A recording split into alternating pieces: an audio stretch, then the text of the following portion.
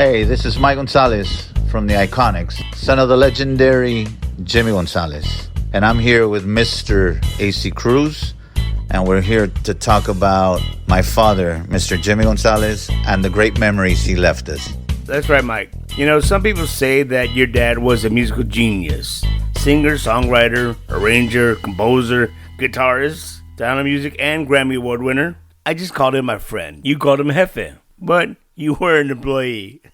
And one thing that I know about Jim is that he wanted to bring out the best in everybody. He wanted you to step up your game when it came to being in the studio. And he would do the same. Oh yeah, your dad had a side hustle, a weatherman. Elida Reyna and Lalo Reyna explain. But don't you love that when somebody's able to do that? Yes. Yes. And you know who else said that to me, that I brought the best out in him, or was Jimmy. I can imagine. Because we recorded a mariachi medley together. Okay. And I remember being in the studio with him, and he was kind of directing me like, okay, mija, do this here and there. And I kind of had my idea of what I wanted.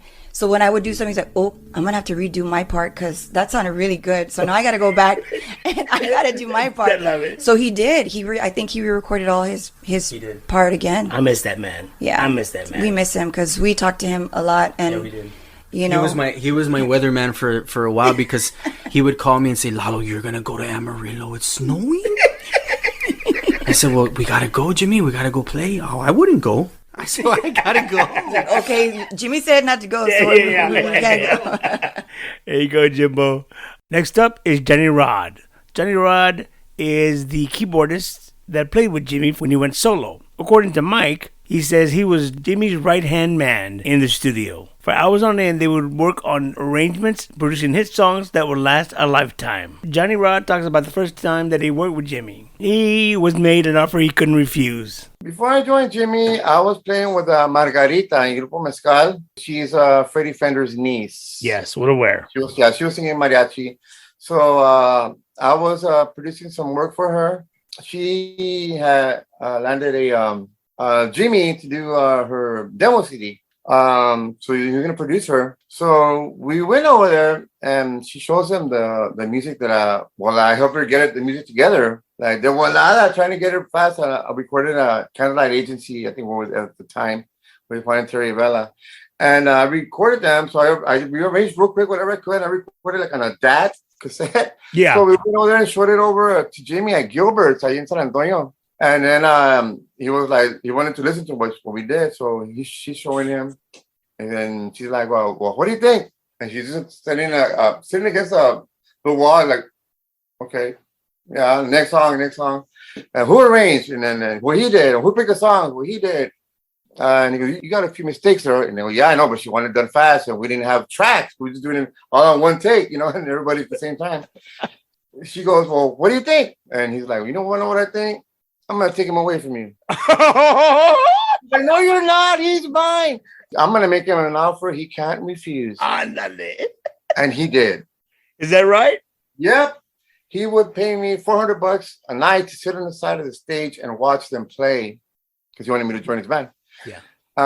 So I did. And then I went the next night. And again, the next night, you want to go the next weekend? And I go, hell yeah. So I threw my keyboards in the back of his truck and I rode off in the sunset. I love it. That's great, man. That's great. Yeah, true story, but it's true story. Yeah. Weren't you full-time with Freddie Records or no? Full-time with Jimmy. I would do some work for some of the other artists whenever they needed help. Got it. Okay. Like Mike said in the beginning of this episode, he says, for the first 5 years, you were Jimmy's right-hand man. You were the guy in the studio with him. He would sing something and you would just knock it out on the keyboards, man. Yeah. Actually, I worked with him till 2018. Is that right? But yeah, the first 5 years I worked with him the most. Yeah. No, the first 10 years the most. No, from 98 up until 2011-ish. And I was still recording in the studio after that. Yes, sir. And how was it? What was it like to win those Grammys? Before then, you didn't have any Grammys. I would have never thought that in my wildest dreams. It's something, there's no words to describe how exciting that is. It's a blessing, definitely an honor, Another great memory is Stephanie Lynn, the original Traicionera. Check it out. I would answer the phone for Gilbert. And so then, not that I had to, I just wanted, what can I do? I was just that kid, and so in doing so, I went, hello. And then it was Jimmy Gonzalez from Grupo Más. And then he goes, who's this? And I said, Stephanie. And then he goes, Stephanie who? And I said, Stephanie Lynn. And he goes, is Gilbert there? And I said, yes, sir. Hold on one second. And I was like, Gilbert. My dad was always the type of person that would always say, what are you doing there standing there? There's nothing for you to do. Do something. So, do something. So that's what I was doing there. And so then whenever I did that with Gilbert, Jimmy Gonzalez told Gilbert, he goes, who the hell was that on the phone? That's the sexiest voice I've ever heard. And so then when he came in to record, he goes, La Traicionera was from Joe and Jimmy, Grupo Más was already done, but he goes, I have to make a part for you. I have to make a part for you. And so then they got the phone with Gilbert, and they were like, okay. All right. What do you call it? Let's record the phone ringing. And so it was the actual phone ringing. Then they did a little script where it was like, hello, Stephanie, ¿dónde has estado? Ay, perdona, mi amor, es que no reconocí tu voz. And then I said, es que nada, lo que pasa contigo es que eres una traicionera. So you are the original traicionera. Yes, and I didn't even, at that time, I didn't know a word of Spanish. So I didn't even know what that was. Y luego después me enojé porque yo estaba pensando, ¿a poco todos piensan que yo soy una traicionera?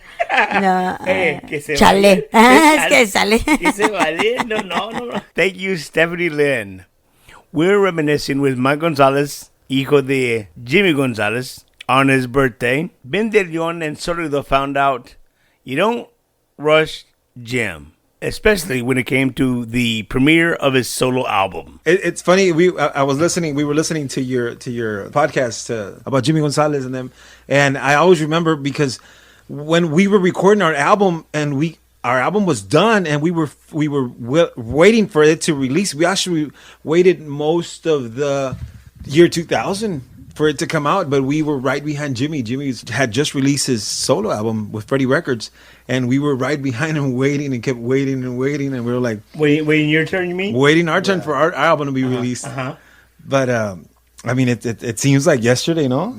Yeah, it does seem like yesterday, Ben. We're going to go back. We're going to go back to Gary Hobbs and the hot sauce. And one of the main ingredients for the hot sauce was Brando Mireles. And Brando talks about how difficult it was to make the decision to leave the hot sauce band. When we had the hot sauce going on, we were just barely starting. We had to do all, and there was a lot of sacrifice going on because, doing free gigs. That's when we met you. We met your dad, Abel, and I already had my baby boy, Brando. Yeah. And it hurt me a lot when I had to take that decision of.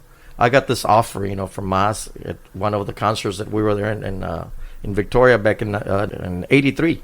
Romance was there, Pio Treviño, a whole bunch of bands, and we were one of the guest bands. There's the hot sauce bands. It was one of your dad's shows at the Sun Valley on a Sunday. It was like Labor Day weekend.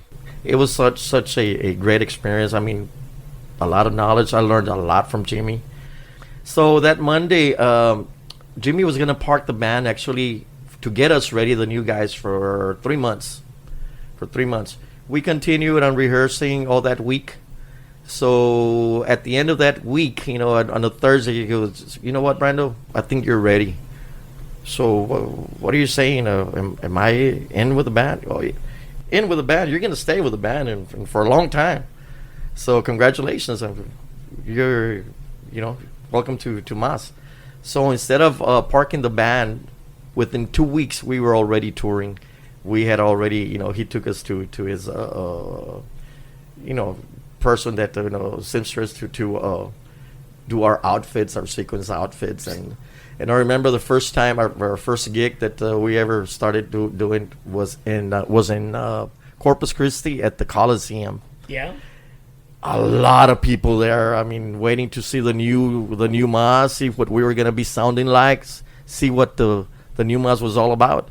And I was nervous, dude. I was nervous. I mean, playing in front of all the people. Is this your first time in that size crowd? Oh yes. And then there was about 3,000 people there at the Coliseum, and with a huge PA system, and then being on the side of Jimmy Gonzalez. Was I nervous? I almost peed in my pants, let me tell you.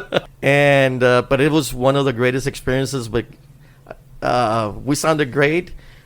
It took us about 2 years to get the actual real sound that we were looking for. I developed my style, and of course with Jimmy's help. Great teacher, who I miss very much. We all miss him, Brando. We all miss Jimmy G. Jimmy G liked to experiment with music. The first time they recorded a song with accordion, it was with David Lee. David Lee is here to explain. I was hanging out at a bar the other day.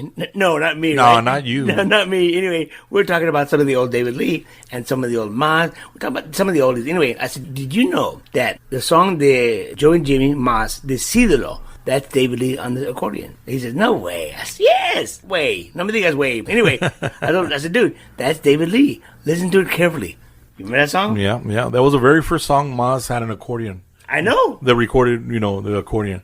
Me llamaron, dijo, I want you to do a song with it. What am I going to do? Digo, no, it's a real simple song, just come on. And without rehearsal or anything, just went to the studio and I heard it maybe a couple of times, went through it. Was that Joey Records? At Joey's studio, yeah. The SAS studio. Some great sounds out of there, no? Yeah, definitely. Great sounds. Yeah, Igual que aquí, luego con Manny. The Amen Studio, yeah. Oh man, great sound, yeah. The analog sound, just amazing. So, Decídelo. And you one take. Yeah, well, maybe a couple of takes, But I love it when Jimmy, que pasa que Jimmy, he says, "Come on, David, you do better. You can do better than that." He would always, hasta el último, me subía a tocar con ellos y estaba tocando and we played Decídelo y todo el tiempo. Come on, David, you can do better than that. I love it. From a living legend like David Lee Grarza to an outcomer like Isabelle Marie. Her story is cute. I think it's cute. She thinks it's embarrassing. You be the judge. I had the honor to meet Jimmy. When I met him, okay, I'm going to tell you the story. When I met him, we were at a festival and I had just gotten off stage. Okay, this is really funny, but it's kind of embarrassing. I got off stage and my dad and I were talking because, we usually talk about the performance, like how we thought it went, how we thought the fans enjoyed it and everything. So we were talking and then we see a van pull up right behind us. I look and I see that it's Jimmy Gonzalez. And I said, oh my gosh, Dad, that's Jimmy. He's right behind us. He was going like this. And I was like, is he saying hi to me? And I looked at my dad and he kept going like this. So I turned around and I was like, hi. And then he kind of like looked at me weird. And then I see he took a puff of his inhaler. I was so embarrassed. He was shaking his inhaler. And I was like, oh man, I turned around so quick and I was like, oh man. And so after he got off stage, I went up to him and I said hi to him. And he said, did you say hi to me before? I was like, yes, I did. And he was like, I thought you did. And so I was like, yeah, I thought you were saying hi to me, but you were taking a puff of your inhaler. And so he was like, oh, okay, well, hi now. And so then we started saying hi, and he was just very, really, really nice. And I was able to meet him, and he was really humble and very cool. And we were just like, it was very funny and encouraging. He was just talking about how I'm in the music industry now as well, and just giving me some advice. Unfortunately, when he passed, I did have the honor to perform at his funeral, sing a song. I've had the support of his family as well, and his wife. And so when we recorded these songs, Mr. Q also had the idea of doing it because, he had history with them as well. Sure. And so, I said, that's such a great idea. We can give tribute to him. And so Mr. Q had the idea to do the song.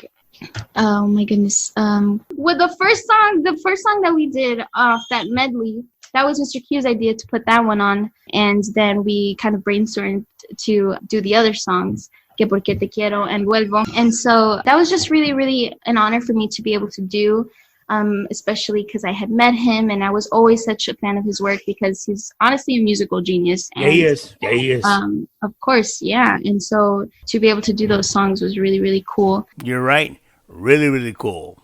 To record songs that somebody that you think is a genius, a musical genius, Good call, Isabelle Marie. Another thing, Jimmy would hear songs where you and I wouldn't even think about that. That is the genius of Jim. Just ask Rebecca Valadez. Now, question. How did that song in English turn into No Quiero Estar Sin Tu Amor? Oh, Jimmy did that. Yeah, Jimmy had hired me to do one like really big show for him. So I flew back to the Valley somewhere and met up with him. They had a big grand piano on stage. I don't remember what gig it was, but I told them that I had just gotten back from this songwriter summit in Toronto, Canada, and I wrote a song, and I wanted, to show him what I did, that I've actually been doing stuff since I'd left Maz. And he heard the song and he says, can I take this song? He said, can I take this song and do something with it? I hear it, as a cumbia. And I was like, I don't hear that, but whatever. Like, you're not going to say no to Jimmy. And he took the song and turned it into what you hear, which is No Quiero Estar Sin Tu Amor. And it was brilliant. And it has that gorgeous Jimmy sound, and he was there from beginning to end in the production of the song. We recorded it with Mac Damon was the engineer, recorded it over at Rhapsody Street Studios in San Antonio. And it came out really good. It was a smash. It was a smash, but it was meant to be like a demo. I never really meant to release it. Again, that's Jimmy Gonzalez right there. He heard what you and I didn't or couldn't hear. That's Jimmy G. Jim also saw talent in this young man, percussionist extraordinaire, known as A.J. Flores. I call him Little Dog. Well, how long were you with Maz, man? I think it was probably about three years. 2002 was the first Grammy. Well, that was the 9/11. Oh, wow. 9/11, that's a story for you. We were out in L.A. when 9/11 happened. That's when you couldn't fly back, right? Or no? Right. We had to rent vans and travel back. Yeah. So we had to stop in Las Vegas and party it up. Yeah. No, but that was a weird story, Ace. I mean, seriously, it's like we were there. We were there the night we got there the night before, and they have a dinner, and they give us the medals, for being nominated. Yeah. So we get our medals and stuff. Had a great time. Go to sleep. We wake up to the TV with all that going on with the plane hitting and stuff. So everybody's like freaking out. Then we get the call that it's canceled. Wow. So, everybody's trying to get on the phones, trying to get, how are we going to get back home? You flew out there. Now you got to drive back. So we got vans and, like I said, Jimmy, no big rush to get anywhere as long as everybody's together and we're safe, So we stopped in Las Vegas and we just had a good night. And then we got home and then Freddie Jr. is calling Jimmy. Hey, Jimmy, they're going to have a ceremony. You need to go. And Jimmy's like, nah, I'm not going. He's like, Jimmy, you need to go. And then we're like, boss, if they're really telling you got to go, like maybe we won. And then sure enough, we get the news that we win. So that was like, man, that's a highlight right there. Despite the breakup between Joe and Jimmy, Lorenzo Lopez reminisces and shares fond memories of Jimmy Gonzalez. Do you remember where you were when you found out the news of his passing? Yeah, what is Jimmy? Yeah, of course I remember. I was working for the school district. We were filming the superintendent, I believe, and because I filmed for the school district. I didn't know that. I filmed, so we were filming him, and I got the call that Jimmy had just passed. And it was sad. I mean, ahí se parqueó todo because everybody knew Jimmy, the superintendent, todos los que ahí we all started, wow. It was hard to believe because he worked till the day he died. Yeah. Jimmy worked hard. He was a hard worker. Nothing would stop him. He would nada. Even when he was asleep or in bed, ¿verdad? Ahí estaba con el teléfono. He was always there. Se dormía nomás en ratitos y luego se levantaba y a trabajar. Good man. Whole time. Hell yeah. Well, I remember on the bus, he would sleep on the sofa in the front of the cabin. And he'd be writing down some things, whether it was a song or things that he was thinking about. I was telling Tommy, y luego me decía, oye, sí, I thought so, okay, hot dogs. Como decía, sí, hot dogs. Hot dogs. Anyway, he had his way of saying it. Yeah, he did. When you heard about it, I asked pretty much everybody that's been here from the group, what are some of your fondest memories with Jimmy? With Jimmy, there's a lot of them. Of course, when we won the 6 albums at the Honey Music Awards in one night, you were there también.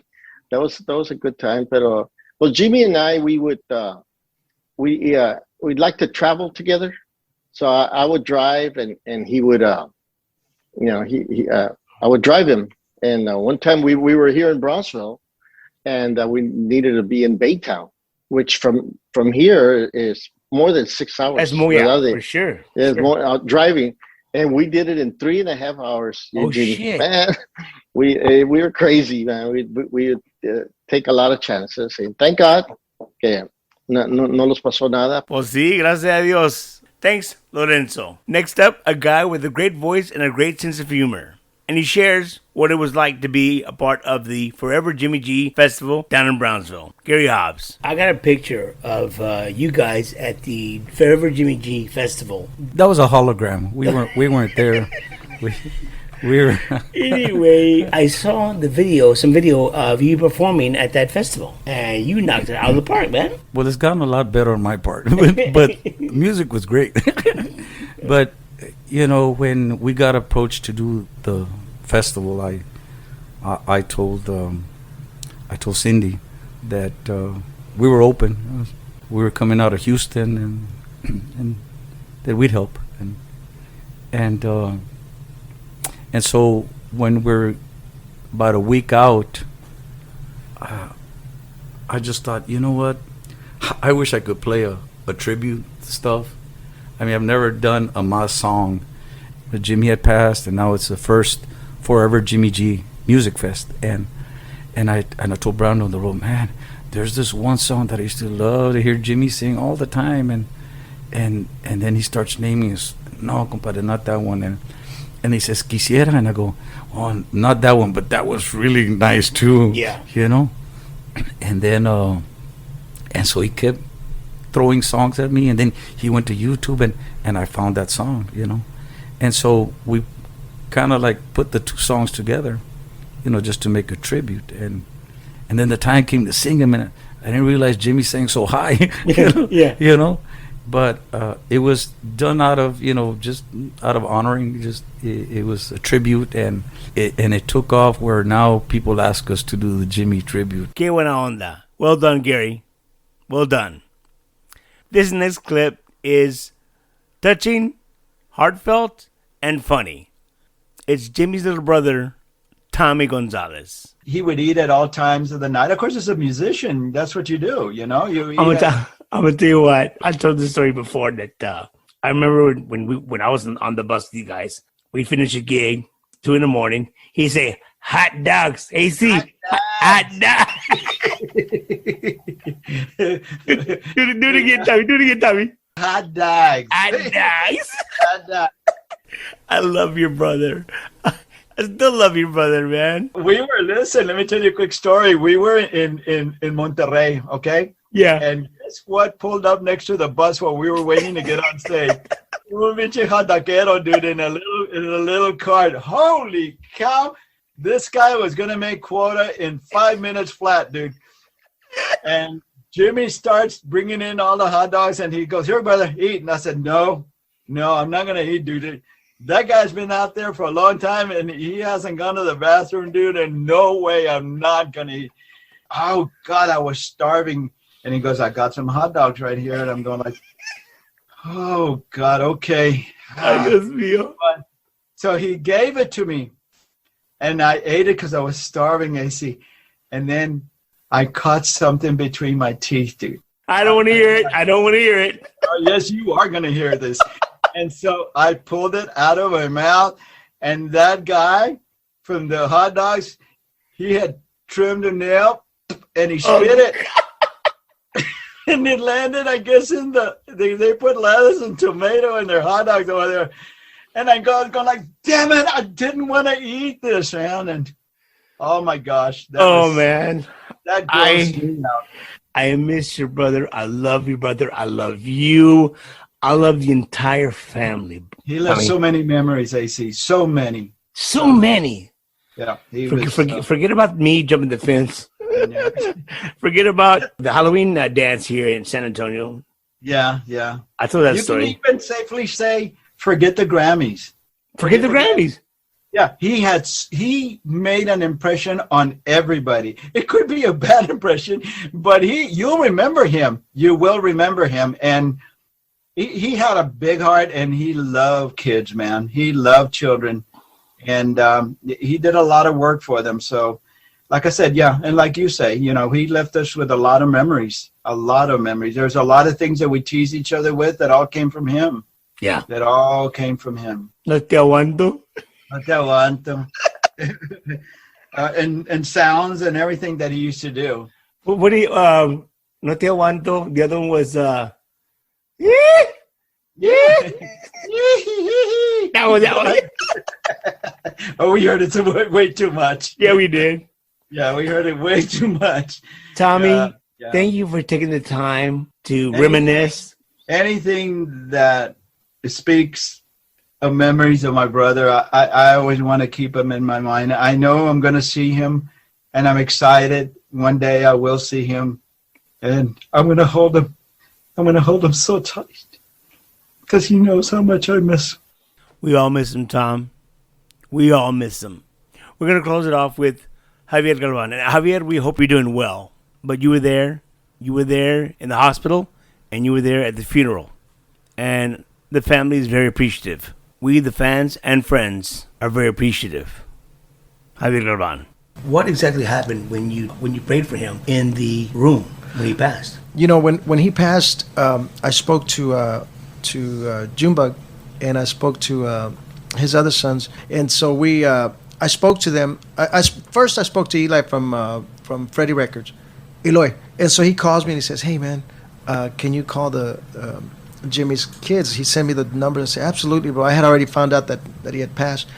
I live 3 miles, or maybe not even 3 miles from the hospital. I'm right at the medical center, and so he asked me to call him. I called him, and then Mikey says, "Hey, can you go to the hospital and be with them?" I said, "Absolutely." So I took a shower, went to the hospital. As soon as I walked out of the elevator, the whole family's walking right by. God couldn't have planned it even better. I couldn't have planned it.